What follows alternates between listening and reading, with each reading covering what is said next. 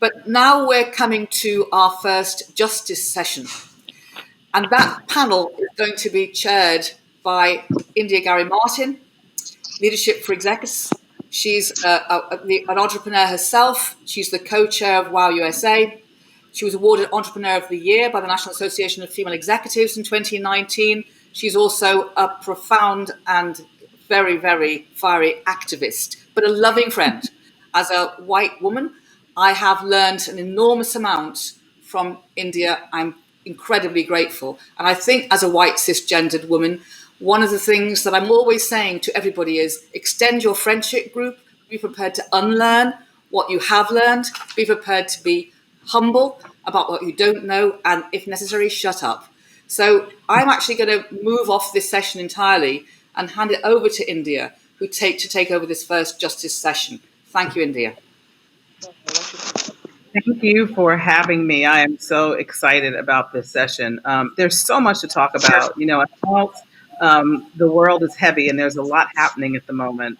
You know, I look around me and as I look at the screen, even now, I'm excited. I have Munroe Bergdorf with me and I have Zukiswa Wanner with me. And I'm just excited that you're both here. We have so much going on around Black Lives Matter. We're going to start there.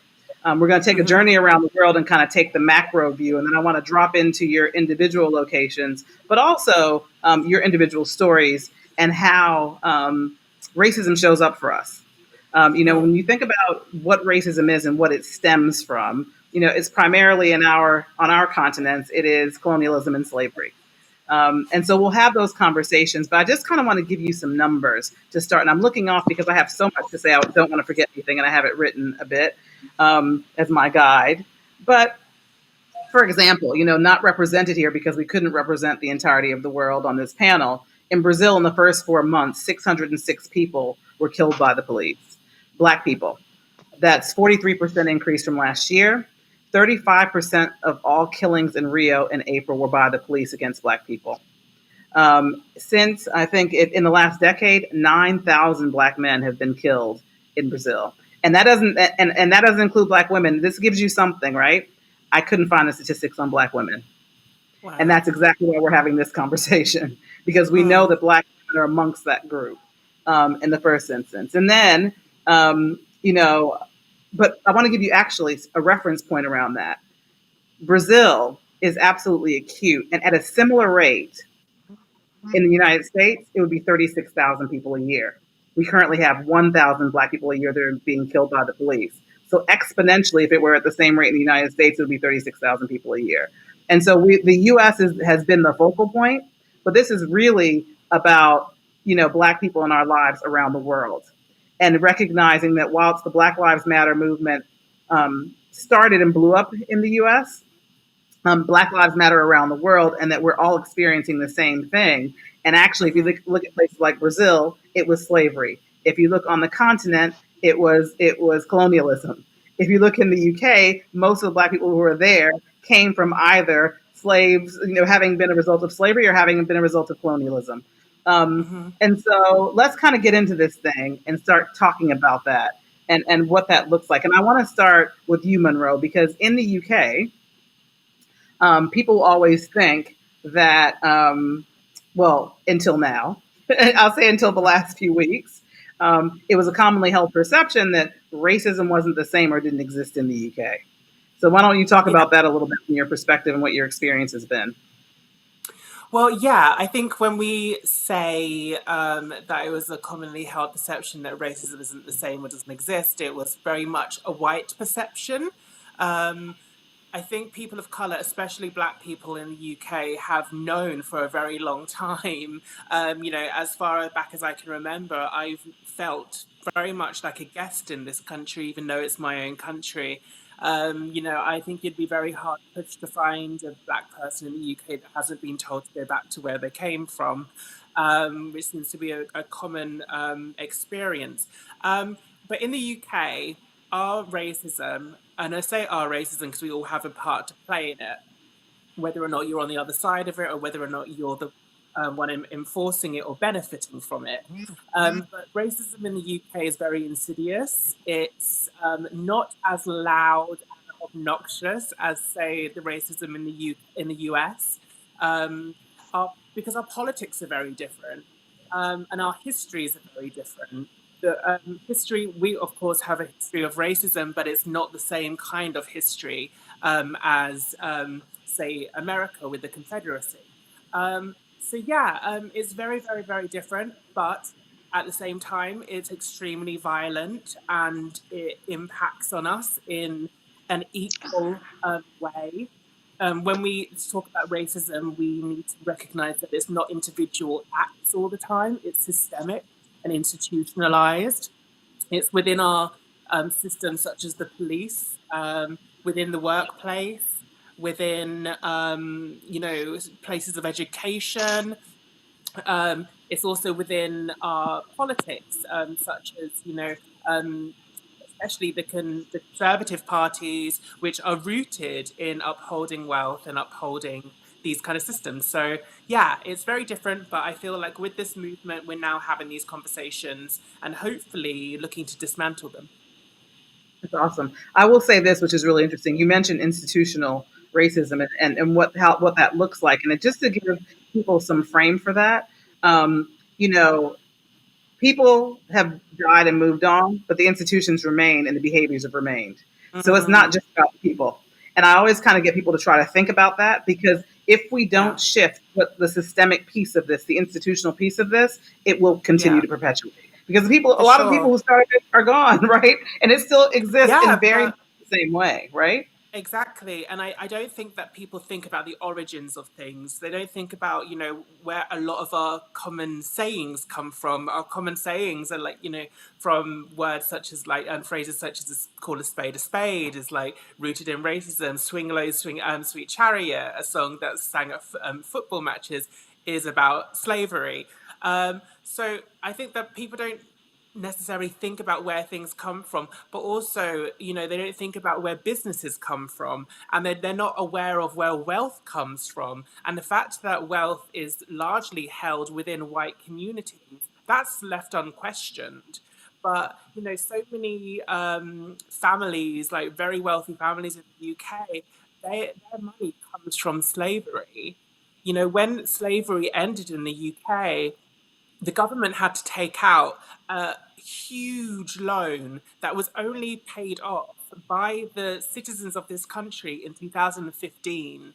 So our taxes as a nation were going to paying off slavery. The government paid slave owners for loss of property, which was loss of black workforce, but they didn't give reparations to black people. So in that instance as well, black people were screwed over with the end of slavery. So as much as with slavery being enforced. So, we've been at a huge disadvantage for the last 400 years, from the beginning of slavery to this point. It's been 400 or so years. And to not have these conversations for that long, and then to go through a period of denial of even not speaking about it, and then for black people to then be gaslit. So when we bring it up, we're told that we're the racist ones. Is we've been really up against a wall with this. So I'm glad that we're having these conversations, and I'm so glad that this movement's happening, because it's so needed. Because there's so much that we have to unpack and dismantle. Absolutely. Thank you for that. And it does kind of, it is where the wealth gap comes from, right? Yeah, It's not yeah. possible for Black people to catch up, considering the Well, head start that others have yeah, had. And I'll come back to that in a it's second. Go ahead. No, go ahead. Let you oh finish sorry, that thought. it's how the white, because race does exist, but the way in which it's been curated is manufactured.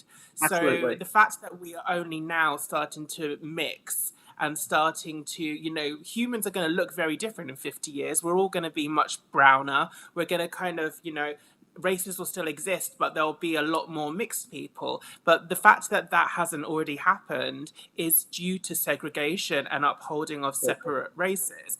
But also, oh my God, I had a brain fart just then. Oh my God. Oh yes. So the white race was ultimately created so that it could be the race that holds all the wealth. Absolutely. That was a Absolutely. deliberate move. It was. So we need to unpack that. Okay, so I'll stop you there for a moment because we have more to talk about, and I'm Sorry, coming I could back to talk you. all day. Sorry. I know, me too. Zukiswa, can you hear me? Do we have you? Okay, Oh, so we're no. gonna come back to Zukiswa in a moment. We have some technical difficulties. So Munroe, we're gonna carry on with this conversation As soon as she because comes back, I'll just. that's okay. We can adjust really quickly. We know how to do this stuff. But what I want to talk about is let's talk about how that showed up for you in the UK. So right, so in 2017, there was a situation that you had with L'Oreal. You were you the first Black transgender I cover was the girl first transgender model, period. ever? Ever, right? Yeah, And first to first. and there was a statement that that you made on Facebook. There was a post that you made that they didn't like, and I'll have to tell you that I read the post and there were no lies told, but that's another story. But you spoke your truth, and they didn't like it, and so they parted ways with you. Yes. Yeah, and then but what I want to talk about is we'll come to how that's come full circle, but I want to talk about what you experienced as a result of that. So, I wrote that status on Facebook as a response to the Charlottesville riot, which happened, which descended from a far right rally, but really it was a Nazi rally it was called Unite the Right, and it had white supremacists holding tiki torches. I'm sure that everybody's seen it. It was very well publicized, but it ended in an anti-racism protester being run down by a car and killed. Obviously, this was an extremely traumatic thing to see as a Black woman and as a Black trans person who experiences racism in many different forms throughout their lives. I wrote about how society as we know it is built on the backs and blood of people of color and Black people. And how the white experience is ultimately, you can't separate it from racism. The success of the white race is because of racism. It's a really horrible fact, and I don't enjoy saying it. I don't enjoy navigating white supremacy, but it's a fact. It resulted in me getting sacked because the company weren't willing to have the difficult conversation about it. I wasn't able to continue, with the company and speak about white supremacy and racism. So they dropped me from the campaign, and then that termination of my contract kind of signified that I was fair game, and the conservative media went after me. I was very much demonized, even though a lot of white celebrities at the time said exactly the same thing as me, and no one came after them. And it just really was, a highlight of how people of color, but especially Black women, it's never really Black men that they come after. It's always Black women. Whenever a Black woman speaks up about racism, she's the one that is that is set upon. It very much turned into, a mob mentality of going after me and trying to discredit me. But something amazing happened, and queer people rallied around me, queer people of color especially rallied around me, Black women rallied around me, my trans sisters and siblings and brothers rallied around me. And now we're in a position where people are saying exactly what I said 3 years ago. That is the conversation. I have to come in on that because that's absolutely the case. But I think, one of the things this highlights, I think, in addition to being set upon, and a lot of Black women can talk about that experience, including myself, for various things that, I've said very publicly. But, it brings, I want to talk about what that means and what that feels like in terms of safety, right? Because you're getting death threats, people are coming at you all left, right, and center. And there's something around safety and mental health that, is not discussed as much, but that is hugely important. Let me give you an example. Last night, I was watching on CNN. There was a panel of guests, and voters were calling in to ask questions about defunding the police. right? Yeah. And a white woman called in and said, I'm calling in to ask, there was a panelist of 3 Black people. I'm calling in to ask about defunding the police and, what happens when somebody tries to break into my house and there's no police to come. And it was her privilege that she had safety. She was like, I have Yeah. safety. I want to keep my safety. Right. And it was just a statement for her. And it's something that she's accustomed to having. So I'll talk a little bit about what that felt like for you from a safety perspective, because this is, especially as a trans person, as a trans woman, a transgender woman, talk about what that feels like, because when you look at the rate at which transgender women and men are being killed, being murdered essentially, and layer on top of that the intersectionality of you being Black and being a public figure, what is that like? What does that feel like? And I want people to hear it, because people take safety, especially white people, for granted, because it's something that they just expect that they'll have. Well, unfortunately, as a Black, trans, and queer person, my sense of safety comes from physical safety in terms of being very aware of my surroundings. I don't have the luxury, as white women and white people do, of, that the police are going to be on my side should hit the fan. The police aren't, and I've had run-ins with the police in terms of when I was raped. My rape was not taken as seriously as it would have been taken if I was a white cisgender woman. It was almost like I was asking for it. There was an instant assumption that I was a sex worker and that it was a job gone wrong, even though it doesn't matter if I was, because, sex workers don't deserve to be raped either. But my sense of safety does not come from being protected from by the police. If anything, I want to be protected from the police, and I know that that's something that a lot of Black people and trans people experience, because our histories go back adjacent to the police. Queer people, the gay rights movement was started as an uprising against the police. It was very similar to what we're experiencing now with Black Lives Matter. I'm Black as well, and I'm trans as well. Trans people are often, our history is interwoven with the gay rights movement. So my very existence does not fit with the narrative of the police.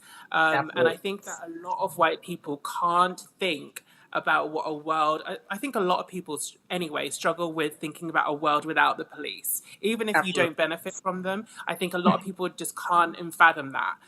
It's like, they can't think of themselves outside of school, but many people are homeschooled and make it work. So I think that we need to be having this conversation about changing the dynamic.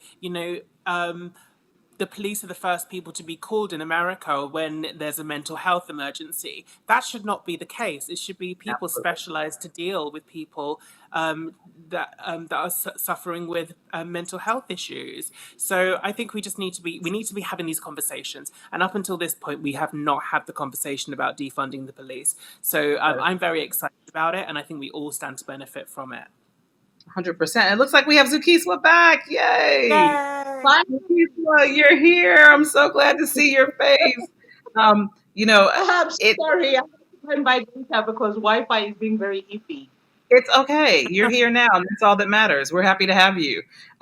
So let's just kind of, you heard, we talked a little bit. We've been talking, so you know where I'm going with our conversation anyway. One of the things I want to start with is the fact that people assume that because you're in Africa and you're on the continent that you're not affected by racism in the same way.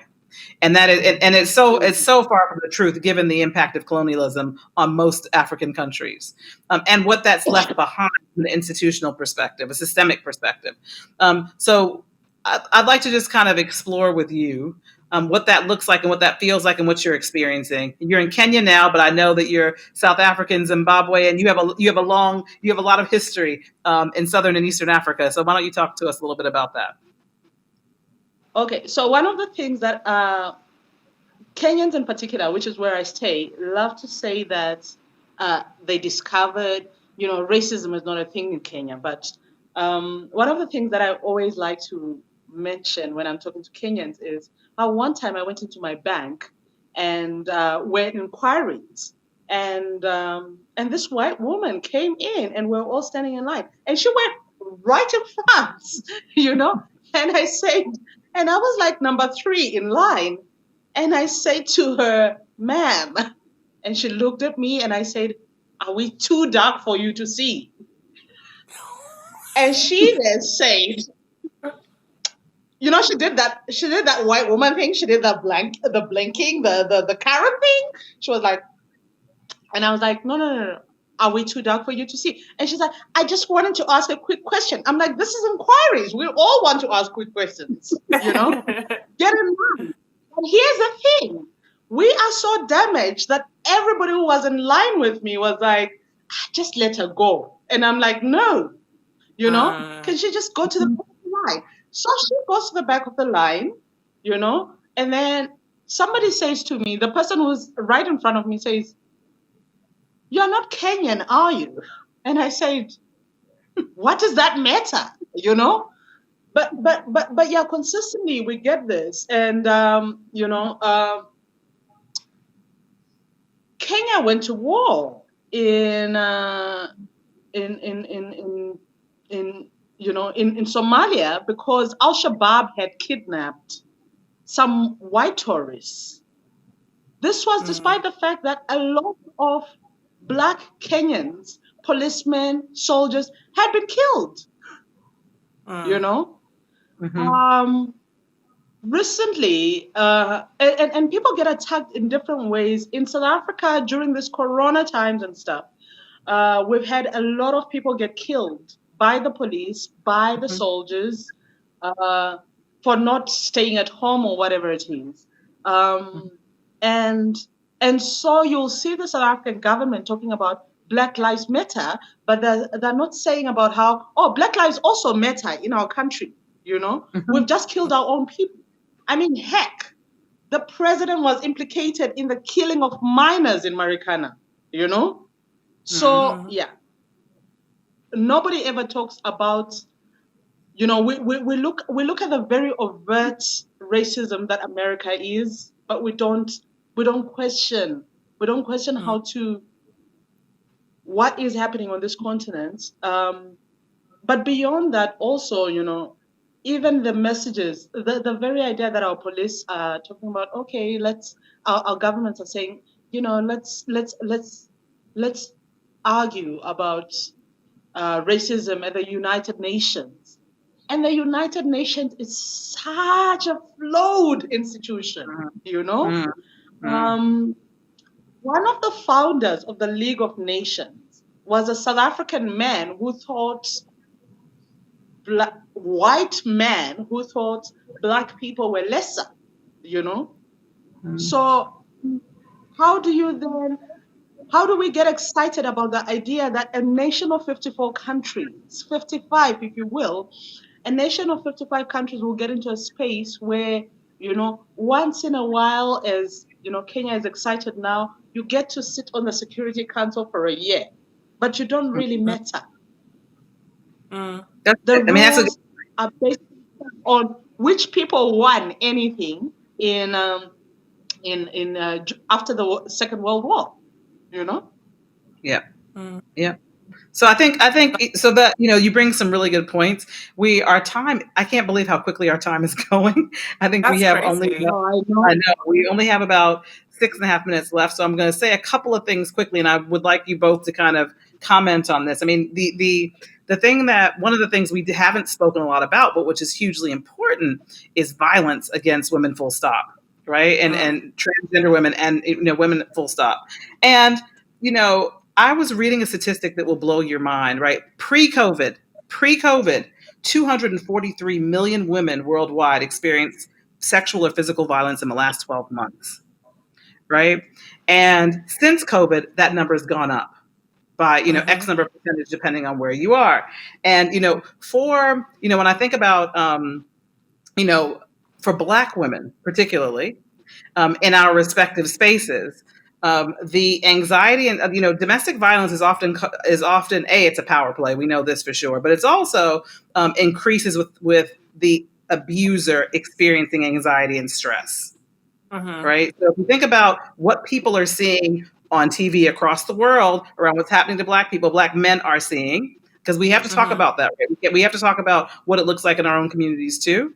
Violence against women is increasing, and we have to think about how that plays in. It's not just police brutality; it's also kind of the brutality we're suffering outside, generally. And that's even bigger. Those numbers are even bigger than the police brutality for us. Though I will say that when you think about police brutality against women around the world, it's not all, our names aren't the ones that are always spoken. Right? You don't hear about women.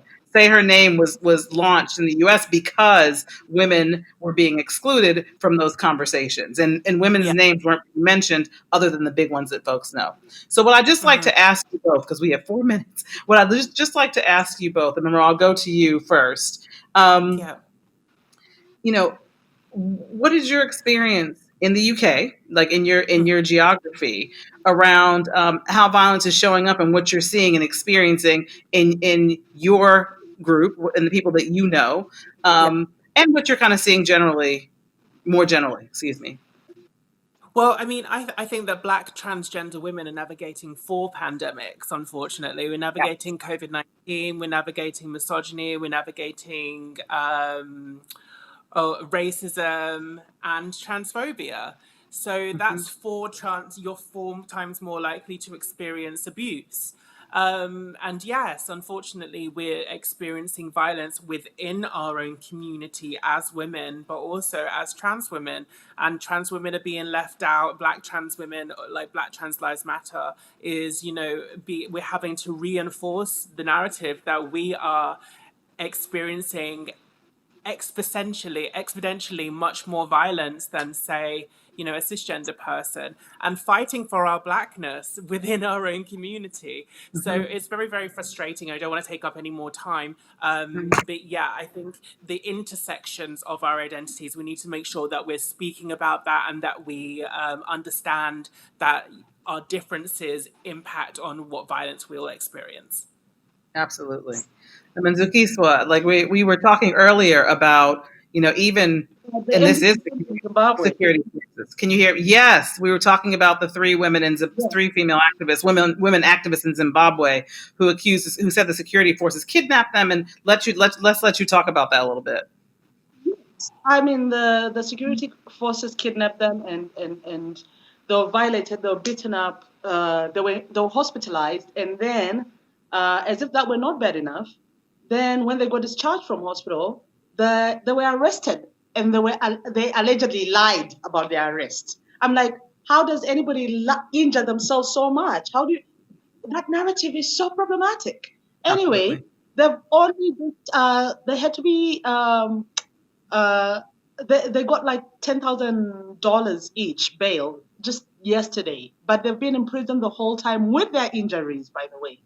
And this is consistently how African government, and the reason why they got arrested was because the reason why they got beaten up in the first place was because they were making a noise about how the lockdowns were we're not giving women and children and human beings access to food. We had there were situations where you watched on television, and videos were streaming around and stuff of people like the police taking vegetables. Somebody is selling vegetables, and the police take vegetables and then they burn them. Like, who does that? That's food. So this is the reason why they got arrested. This is the reason why they got their lives are still in danger. I worry about them now. Outside my gate, right within me, because you also said let's talk about the local. There are women who come every day and they sit at the gate because they generally work in our houses, but nobody wants them because at the moment nobody's hiring them because everybody's worried about corona. So I always get into a space and I always ask this question: what happens when hope dies? When they say enough, we can't get any food, we can't whatever, what happens then? what's going to happen? How is it going to whatever? I've been very lucky with them because I mentioned this in a group that I'm in, and one of the women said, "Oh, you know what? I've got vegetables at my house. Please come and get them. I've got a field." So we went there, got vegetables for them, and then I'd written about it in a German newspaper. So one of my readers also then sent me money to give these women. But this is not something sustainable. The government is asking of people what is not sustainable. It's like they're out of touch. I know it's something, and I so wish we didn't have to end our conversation. I think we are out of time. But what I will say, just in closing, is that first off, Black Lives Matter. That's number one. Black Lives Matter around the world. And that's an important thing for us to say, but also that, this fight is going to take sustained energy. This movement is going to require sustained energy. And for anybody who's watching, who's now kind of heard about some of our experiences as Black women and Black trans women navigating this world, understand that if it's tiring for you to watch, it's tiring for us to experience. And with that, I'm going to say thank you, Munroe. Thank you, Zukiswa. I am just forever grateful. Thank you.